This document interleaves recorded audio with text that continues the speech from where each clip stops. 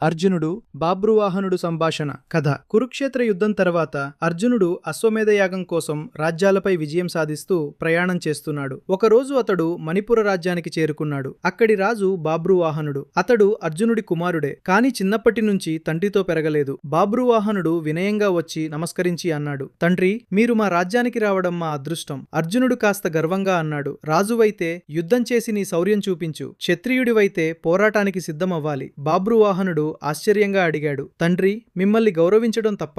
అర్జునుడు కఠినంగా అన్నాడు, ధర్మం ముందు బంధుత్వం కాదు, కర్తవ్యమే ముఖ్యం. ఆ మాటలు విన్న బాబ్రువాహనుడు బాధపడినా యుద్ధానికి సిద్ధమయ్యాడు. యుద్ధం తీవ్రమైంది. చివరకు బాబ్రువాహనుడు అర్జునుడిని ఓడించాడు. అప్పుడు బాబ్రువాహనుడు కన్నీళ్లతో అన్నాడు, తండ్రి, మిమ్మల్ని గాయపరచాలని నా మనసు ఎప్పుడూ కోరుకోలేదు. కొంతసేపటి తరువాత నిజం తెలుసుకున్న అర్జునుడు చిరునవ్వుతో అన్నాడు, బాబ్రువాహన, కర్తవ్యాన్ని నిజాయితీగా చేసినవాడే నిజమైన యోధుడు. ఈ కథలో నీతి ఏమిటంటే బంధాలు ముఖ్యమే, కానీ కర్తవ్యాన్ని నిజాయితీగా చేయడం ఇంకా ముఖ్యము.